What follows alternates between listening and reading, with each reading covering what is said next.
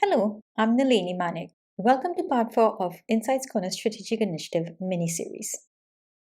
Great news! We are now diving into the steps of NMCS strategic initiative process most of our audience contribute towards or are engaged in one form or the next. Now, we acknowledge that in part 1 to part 3 of this mini-series, we focused heavily on the strategic initiative planning process, an activity only senior members of the leadership team are privileged to be a part of. Now, despite this eliteness factor, the information presented is quite useful to all, especially those who are involved in the execution of the SI project. Now, despite knowing that the audience was limited, it was necessary to discuss the SI planning information covered in part 1 to part 3 of this mini-series in detail, simply because this is where most mistakes are made. Expensive mistakes, strategic mistakes, the two types of mistakes that all organizations want to avoid. And I will repeat, all organizations must avoid. Organizations that successfully avoid strategic mistakes through their performance are able to demonstrate the closing of the gap between the business current state and the business corporate strategy. How can you determine if the business is making expensive strategic mistakes? A simple question will suffice. What do the leaders and managers of the business think? Are they closing the strategic gap between your business current state and its corporate strategy? If they are unsure or there is mixed responses, then take stock. You see, quite possibly, the people you depend on, the people who are responsible for the delivery of the business corporate strategy, are more likely than not managing under your leadership by feelings or by guess or by happenstance. If this is the case, then do something immediately to correct this. You see, this type of management practice destroys organizations. Now let's move on to the next step of NMCS strategic initiative process, which is more relatable, impacting the majority of viewers listening to this video in one way or another. Whether they take a leading role in the execution of an SI project or a supporting role, the information discussed will provide some context needed during the execution of the SI project, especially when faced with risk issues or having to decide between competing priorities. In this episode, we will discuss Step 5 of the Strategic Initiative process to plan and mobilize strategic initiative. The agenda for this episode is broken into two segments, the planning segment and the mobilize segment. The planning segment. In the planning segment, we dive into planning and developing the SI project management details. Leaders will need to seek investment funding and to source and secure the resources needed and when needed to execute the SI project. In the mobilize segment focuses on securing investment funding and the resources needed to execute the SI project. Planning investment funding. The purpose of this step, planning investment funding, is to determine which investment funding options are available to your business. You see, not all financial tools will be available to your business to fund your specific SI projects. So understand your business financial strengths, the constraints, and who or which financial institution will consider funding your transformation project. Please note that different investors will have different qualifying requirements, and investors can be financial institutions, venture capitalists, PE-backed firms, shareholders or owners, individual investors, such as family members, friends, or management, or anyone with available funds who believes in your business. We have to mention this disclaimer. We are not financial experts, and we will not present to be financial experts in this mini-series or any series. However, there are a few key points that must be considered that do not fall under financial advice, which are important for you to consider before engaging with investors. 1. Understand the type of investment, because not all financial institutions will fund all types of investment projects. 2. Be very specific on the SI return on investment and how the business will create value from this investment. Now, depending on the investors, This information will be important when selling them on why they should invest in your project. 3. Understand what your investment funding cost ceilings are, because every investment comes at a cost to the business. So you are prepared to walk away from investment options which are too expensive for the business. You know when the cost will not result in the business benefiting financially from this investment. 4. Have some details on your repayment plan. This is an SI project, so depending on the cost of funding, you will have to repay a certain amount upfront, early, before the business is able to benefit financially from the project. So be prepared to manage the business and the project cash flow so you can repay your investment cost without jeopardizing the business. And 5. This is an option some businesses do not consider until it is presented to them. Are you willing to give up equity share in order to acquire the funding required? If so, what will this arrangement look like? And will this be an arrangement you and the shareholders are okay with? As we said, your financial team will advise you accordingly, but be prepared to discuss in detail the 5 points raised above when negotiating with potential investors. Planning project management details. The purpose of planning project management details is twofold. First, the first purpose is to develop the SI project management detail information you will need and use to source and secure the resources as and when needed to execute the SI project. Here we are referring to both people resources as well as other resources such as material, equipment, etc. Second, the second purpose is to develop the details required to demonstrate with confidence the business ability to repay investors with the investor negotiated interest. Let's look at Purpose 1, the project management details to execute SI projects. A note to my fellow project managers. We will not discuss all the project management process groups under the PMI body of knowledge, but the key items to enhance our chances to successfully execute an SI project. If you need more details on the other project management process groups, please consult PMI or other project management body of knowledge. When preparing the project management detail for the SI project, at minimum, develop the following details. 1. Project description. The project description describes with a high level of clarity what the project is, what it will accomplish, and include any specific specifications or requirements or instructions to describe the project more completely. The project description must include at a minimum the project objective or its purpose, success principles, which are clear statements describing what success is, success factors, which are the things that can be measured, such as targets, metrics, specification, etc. The things that determines when the project achieves its objectives. And project deliverables, detailing exactly what the project is expected to deliver and by when. 2. Project constraints. On the flip side of deliverables, all projects are restricted or constrained in one form or another, in one way or another. Here the planning team defines the constraints the SI team has to work around when executing the SI project. Constraints such as cash flow, meaning the team cannot exceed spending more than a certain amount within a period, or the availability of certain skilled resources. Certain resources may be shared between the business operations and the project, with only a limited number of hours being available to the project.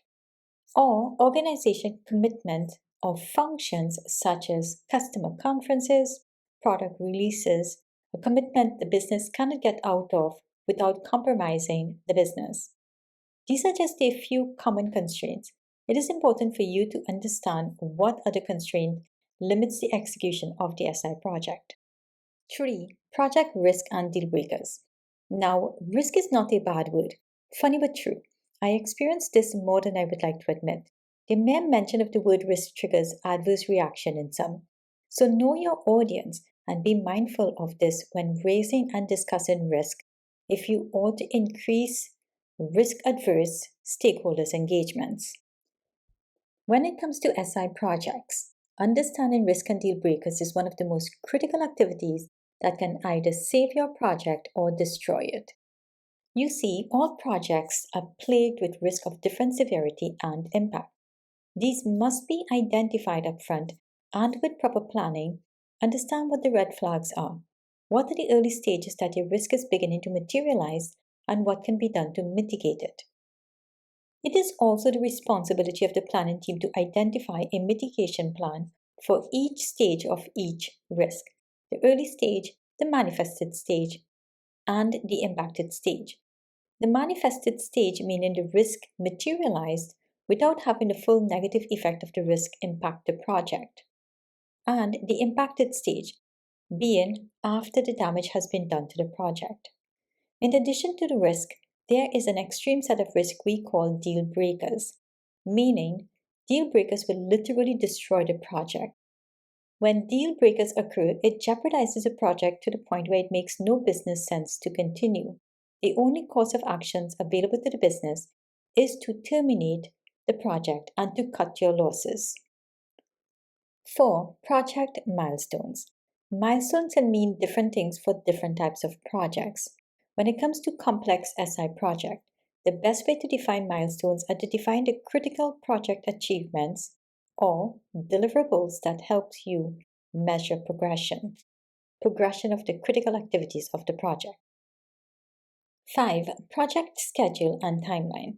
The planning project schedule and timeline is used mainly for resource planning, budgeting, and to develop milestones. At this stage, it is critical for the project schedule to be flexible, developed at a very high level, yet realistic and achievable.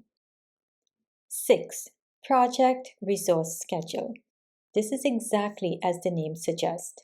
It is a schedule of the different types of resources needed to execute the SI project in the quantity required and when and in which time period, as well as any specific skill sets, features, or functionality required to effectively execute the scheduled project activities.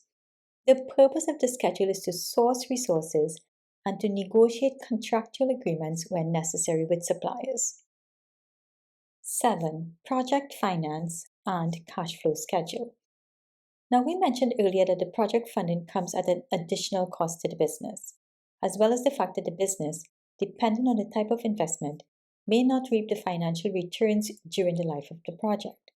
Now, because the business is taking on additional debt, having to repay investment costs, and funds may be released on a schedule, it is important at this time to develop the project financial as well as the forecasted cash flow and a process to acquire contingency funds as and when needed for emergencies. Additionally, calculate an estimated project daily delay cost. This is the amount of money the business will incur daily whether work is done or not. Daily delay costs can be used when negotiating contract and contract penalty clauses. It is also a valuable incentive for hired resources to do everything in their power to avoid delays, and an incentive for project managers to proactively manage the project to minimize risk and delays.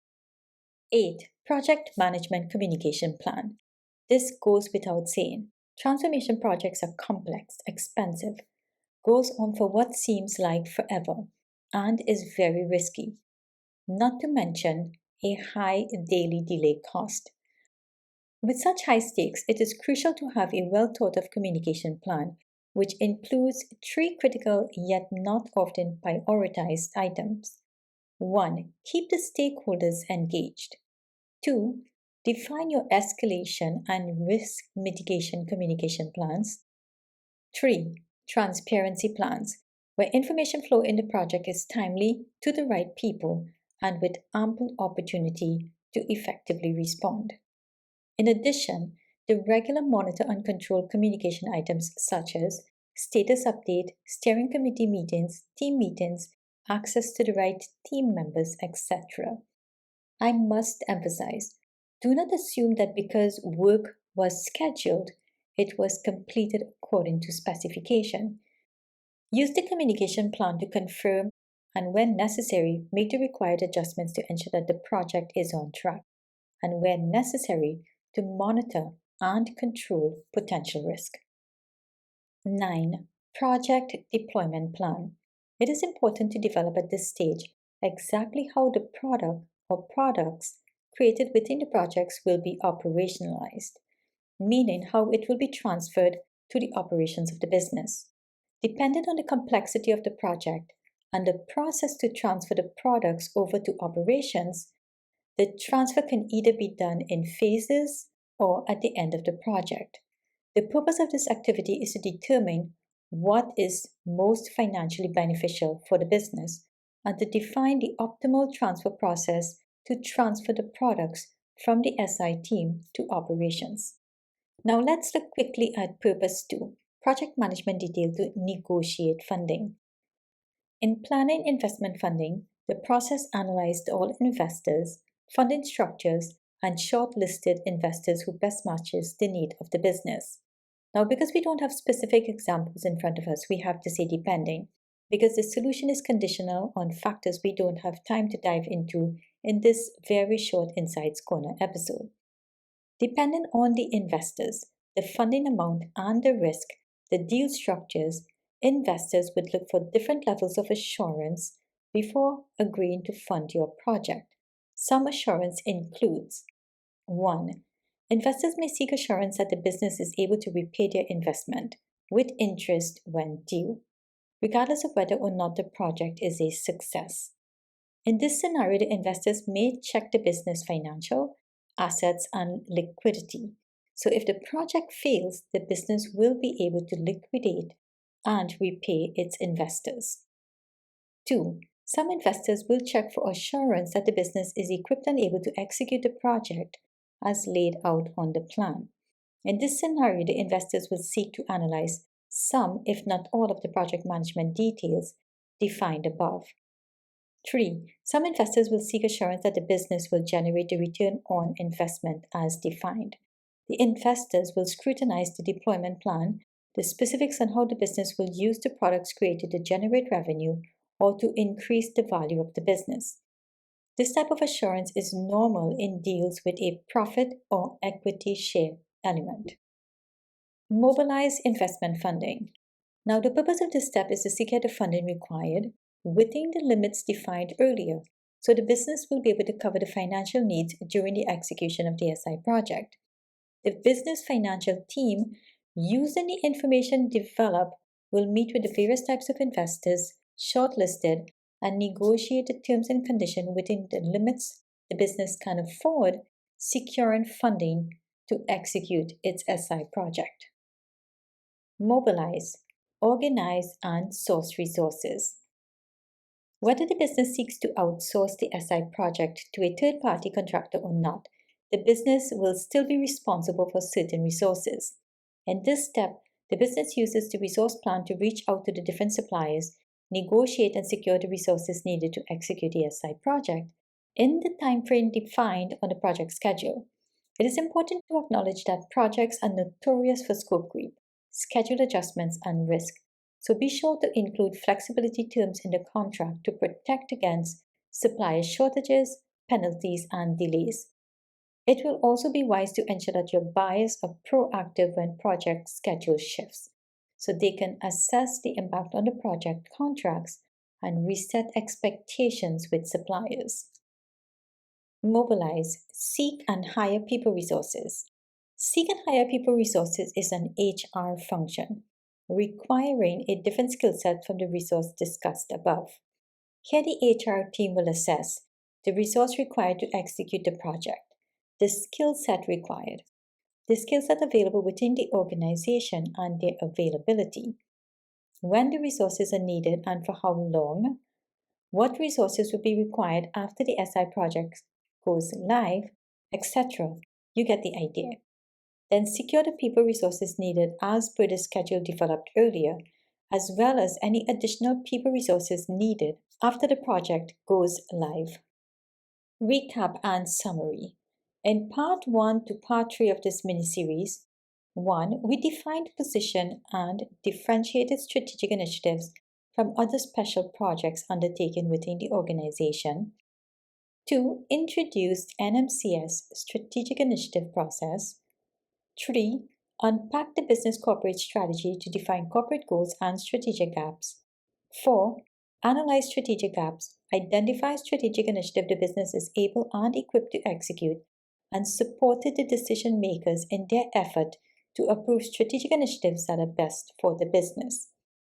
Additionally, we discussed in context of strategic initiative 1. Defining core goals and core goals success principles from the business corporate strategy. 2. Explore the impact of two distinct stages of the SI process, differentiated by completely different and opposite emotions. 3. Discuss culture and resistance triggers influence and leaders' decision on which strategic initiative to pursue and which to park. And 4. Shared a strategic initiative report framework designed to present information in a format that can fast track the decision-making process. And we also shared insights on the individualized decision-making process.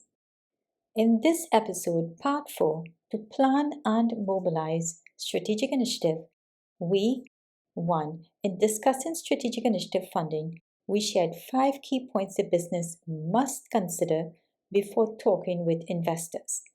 2. Discuss the mandatory strategic initiative project plan details that must be developed before you seek funding and before you begin the process to source and secure the resources necessary to execute the project.